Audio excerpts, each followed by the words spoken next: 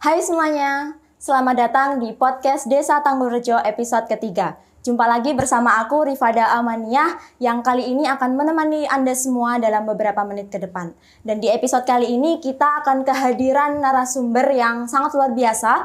Beliau ini adalah sosok pemuda yang inspiratif di masanya dan juga semangatnya patut untuk kita contoh. Nah, daripada penasaran kira-kira siapa, langsung aja kita sambut bersama. Beliau adalah Cak Sahrul. Assalamualaikum Cak Sahrul. Waalaikumsalam. Gimana kabarnya Cak? Baik ya? Alhamdulillah sehat. Oke. Nah, jadi beliau ini adalah Bapak Sahrul Munir atau yang lebih akrab dipanggil Cak Sahrul. Benar ya, Cak? Ya jangan Bapak. Oke. Karena masih muda. Jadi dipanggilnya Cak Sahrul. Nah, beliau ini hadir di podcast Desa Tanggurejo ini sebagai anggota DPRD Kabupaten Gresik yang nantinya akan memberikan banyak insight-insight baru tentang tema kita hari ini, yaitu dilema robotika dan padat karya. Oke, gini Cak. Jadi kita ngomongin tentang dilema robotika dan padat karya. Sebenarnya ini juga bukan hal baru juga ya bagi kita semua, karena saya rasa ini menjadi hal yang cukup kontroversi di dunia industri maupun di dunia tenaga kerja di Indonesia. Bahwa kita tidak bisa memungkiri hampir semua lapisan masyarakat pun bergantung dengan teknologi. Bahkan semua aktivitas masyarakat pun sudah tersentuh oleh adanya teknologi ini. Nah, yang menjadi pertanyaan aku yang mendasar ini adalah kira-kira apakah ada kemungkinan untuk semua aktivitas manusia itu akan tergantikan dengan adanya teknologi itu sendiri? Karena yang kita tahu bahwa kalau tenaga kerja itu berkurang, artinya angka pengangguran semakin tinggi. Nah, apakah itu semua akan berpengaruh gitu, Kak? Gitu, Cak. Gimana? Kalau peluang untuk tenaga kerja sih sampai saat ini kalau khususnya di Gresik sebenarnya masih ada potensi. Di sekitar kita sendiri misalnya ada proyek besar Freeport, itu juga serapan tenaga kerjanya luar biasa dan itu masih membutuhkan padat karya. Sekalipun tidak memungkiri bahwa industri yang di Gresik ini, karena dominasi industri Gresik ini kebanyakan adalah industri pengolahan, itu juga banyak sekali perusahaan di Gresik ini yang sebenarnya sudah beralih dari tenaga manusia ke teknologi. Sebenarnya sudah banyak. Jadi peluang masih ada, namun kalau misalnya ini tidak kita naungi dalam sebuah kebijakan daerah misalnya, ya secara otomatis peluang tenaga kerja yang modelnya padat karya itu semakin tahun akan semakin sempit lah peluangnya. Kayak gitu. Iya. Nah, ini nyambung juga dari yang saya tanyakan sebelumnya dengan jawaban dari Cak Sahrul. Kalau kita bandingkan sebenarnya akan lebih efisien mana, Cak? Kira-kira apakah kita harus mempertahankan atau survive dengan adanya otomatisasi teknologi ini dengan menggantikan tenaga kerja itu, ataukah ya sudah kita ikuti arus perkembangan zaman aja? Kalau misalkan memang ini sudah eranya teknologi, jadi mau nggak mau ya sudah kita harus bisa survive. Itu kira-kira lebih efisien mana? Ini bicara dari dua sudut pandang sebenarnya. Kalau dari sudut pandangnya pelaku usaha, pasti mereka lebih menginginkan yang otomatisasi. Semakin sedikit tenaga kerja, dimaksimalkan teknologinya, ya disitulah efisiensi kan gitu. Iya.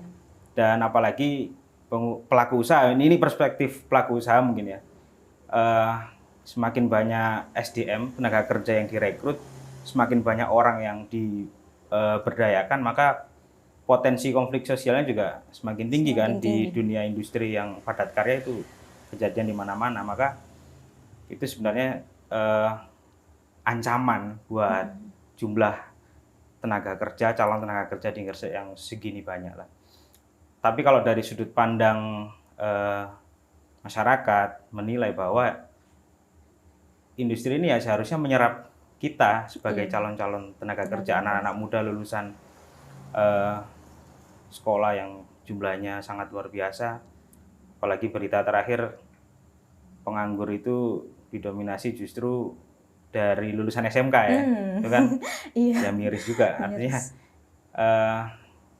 begitu banyak lah anak muda khususnya di Gresik yang sebenarnya ingin mereka ini terserap oleh industri. Nah, PR-nya adalah dengan otomatisasi yang saya rasa akan sangat mungkin terjadi di masa mendatang, maka calon tenaga kerja anak-anak muda ini ya harus persiapan skill kalau misalnya otomatisasi industri itu nanti membutuhkan operator mesin, ya tenaga kerja nanti anak-anak itu yang kerja di sana nanti ya harus punya skill yang bisa jadi operator tadi kan gitu.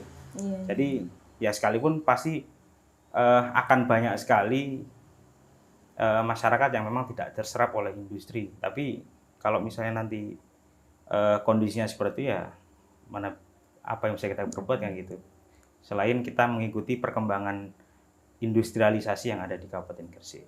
Berarti cara untuk kita selaku calon-calon pekerja atau tenaga kerja yang memanfaatkan sumber daya manusia itu kita sebisa mungkin memanfaatkan skill-skill dengan pelatihan-pelatihan itu ya. Betul. Ya, apalagi untuk kaum-kaum pemuda juga ya teman-teman mungkin dari sekarang mumpung masih muda bisa diasah skillnya supaya kita bisa lebih survive lagi ketika menghadapi era digitalisasi dan juga otomatisasi yang nantinya akan kita hadapi bersama. Nah ini menarik juga untuk kita bahas karena Cak Sahrul ini kan dari pejabat pemerintah ya. Mungkin dari kacamata jenengan apakah ada kebijakan dari pemerintah yang memang khusus untuk mendorong atau mendukung supaya pemanfaatan tenaga kerja yang padat karya ini bisa tetap maksimal dan bisa menyerap tenaga kerja dengan baik gitu meskipun di era yang seperti ini. Terakhir kita punya Perda Tenaga Kerja. Perda Tenaga Kerjaan yang dimiliki Kabupaten Gresik ini punya keistimewaan bahwa perusahaan yang ada di Gresik itu seminimalnya itu 60% dari tenaga kerja lokal yang ada di Kabupaten Gresik harus terserap 60%. Nah ini sudah jadi perda dan alhamdulillah juga sudah disetujui oleh provinsi. Kita juga kaget juga loh kok disetujui ya, padahal biasanya kalau provinsi itu perspektifnya ojo Gresik tok gitu. Ini harus peluang industri di Gresik ini kalau bisa terbuka untuk seluruh warga Jawa Timur. Tapi kemarin ternyata perda dari Kabupaten Gresik itu ternyata disetujui 60%. Nah, tinggal ini PR bagi kita semua sebenarnya. Perda itu kan hanya aturan main yang kita siapkan, kebijakan yang kita persiapkan, tapi lagi-lagi fakta di lapangan terkadang terbalik dengan harapan atau cita-cita perda. Semisal 60% misalnya dari tenaga kerja lokal itu ternyata ketika salah satu industri membutuhkan tenaga kerja yang punya skill. Nah, coba dihitung berapa yang punya skill yang sampai bisa memenuhi 60%, terkadang kita nggak punya karena kita nggak siap. Iya, jadi BLK kita, Balai Latihan Kerja kita nggak siap, metode pelatihan kita nggak siap, anggaran kalau perspektif kami kan di anggaran daerah kita juga nggak siap. Akhirnya secara umum kita nggak cukup, regulasi sudah ada, tapi ekosistem kita ini belum cukup untuk menyongsong industrialisasi di Kabupaten Gresik. Ini agak dilema lah kira-kira gitu. Iya, ini sesuai dengan tema kita hari ini. Jadi dilema antara robotika dan padat kerja dengan dunia otomatisasi ini. Nah, ini nyambung dengan pertanyaan yang tadi. Kalau bisa saya simpulkan sebenarnya dari yang disampaikan Cak Sahrul ini bahwa kalau kita nggak mempersiapkan dari sekarang ya kita akan tergerus dengan peradaban dunia teknologi yang sekarang ini ya. Benar. Nah, untuk tantangan ini sebenarnya, tantangan untuk kita apalagi yang kaum muda untuk masa yang akan datang. Apakah nantinya tenaga kerja ini dituntut untuk bisa melakukan banyak hal untuk bisa survive lagi ataukah tantangan-tantangan lain yang mungkin bisa kita hadapi di masa kira-kira tantangannya seperti apa? Yang jelas tenaga kerja yang berskill itu mutlak harus dipersiapkan sedini mungkin lah. Ekosistem kita belum sampai ke sana. Di desa-desa belum masif kita lihat ada pelatihan yang sifatnya berskill, apalagi sampai bersertifikat, itu kita belum ke arah sana. Padahal kebutuhan industri itu punya skill bersertifikat yang dikeluarkan oleh BNSP itu Badan Nasional Sertifikasi Profesi. Nah, kita ke arah sana kalau kita mau kerja yang pro lah. Kita mau kerja yang pro ya harus persiapan skill, sertifikasi, keahlian yang cukup. Jadi industri ketika mau membidik salah satu pekerja misalnya di bidang operator mesin itu sudah ada sudah ada calon tenaga kerjanya. Seperti itulah kira-kira. Kalau misalnya peluang lebih lanjut ya sebenarnya dilihat aja sebenarnya peluang industri yang ada di Kabupaten Gresik ini kebanyakan apa? Pengolahan. Investasi terbesar kita ini di sektor pertambangan. Itu termasuk Freeport masuk. Kemudian ada smelter ya, smelter terbesar ini rencananya di dunia itu nanti di Gresik, di Kecamatan Manyar itu. Maka ya peluangnya di sana sebenarnya. Kalau misalnya kita sibuk main Mobile Legends tok ya, cuma bisa push rank Mythical Glory, tapi kita ketinggalan di soal tenaga kerja di Kabupaten Gresik. Oke, nah ini masih nyambung juga pertanyaannya. Itu kan tadi dari perspektif kita-kita yang mungkin dari para pemuda gitu. Gimana kalau untuk usia yang memang sudah menengah ke tua-tua gitu, Cak, dari misalkan usia ke 3 bulan ke atas yang mereka memang masih butuh pekerjaan, sedangkan untuk menguasai hal-hal demikian kan saya rasa agak susah gitu dari usia-usia 30 ke atas. Nah itu gimana cara mungkin dari pandangan Cak Sahrul untuk menghadapi problematika seperti itu? Iya, kalau fenomena di lapangan sih saya lihat masih nggak terlalu signifikan ya untuk soal usia. Artinya usia berapapun saya lihat masih punya peluang yang sama untuk bersaing di industri yang ada di Kabupaten Gresik. Tapi mungkin di beberapa industri, misalnya yang memang membutuhkan tenaga manusia yang padat karya banget lah, di sekitar kita ada Misedap misalnya, itu saya lihat mereka memprioritaskan lulusan-lulusan sekolah dengan harapan mungkin ya tenaganya mungkin lebih kuat lah daripada yang umur 40 ke atas. Tapi kalau yang peluang yang lain yang berskill itu bisa cek aja sekarang teman-teman kita lah ya, teman-teman angkatan Rima misalnya ya. Iya.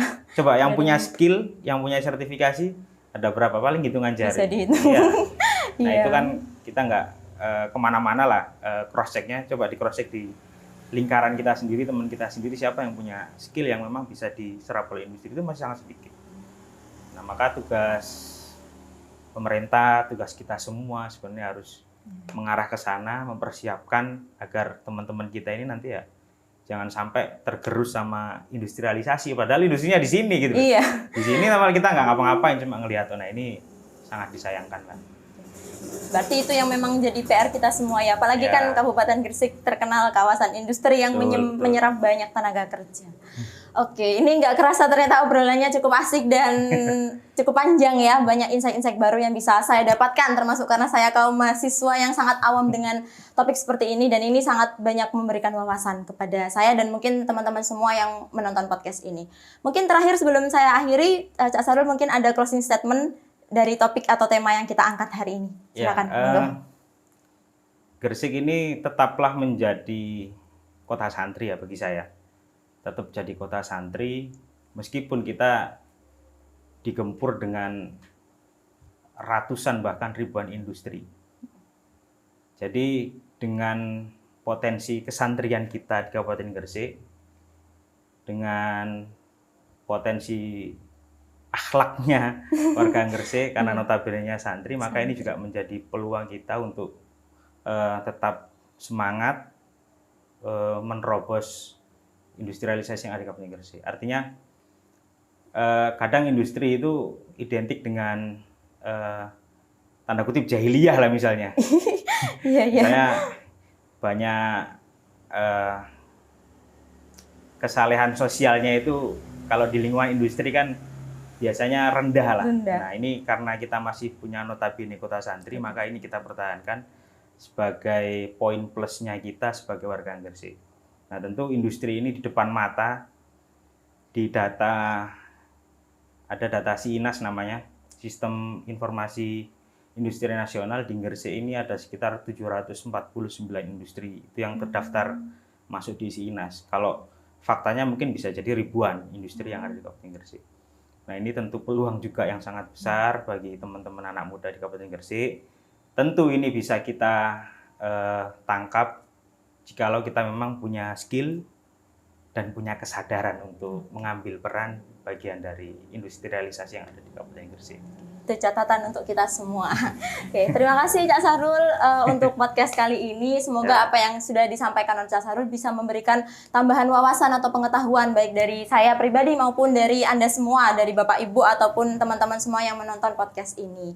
Dan jangan lupa terus saksikan obrolan-obrolan menarik selanjutnya di podcast Desa Tanggurejo di episode-episode berikutnya. Saya Rifada Amania pamit undur diri. Terima kasih dan sampai jumpa. Assalamualaikum warahmatullahi wabarakatuh. Waalaikumsalam.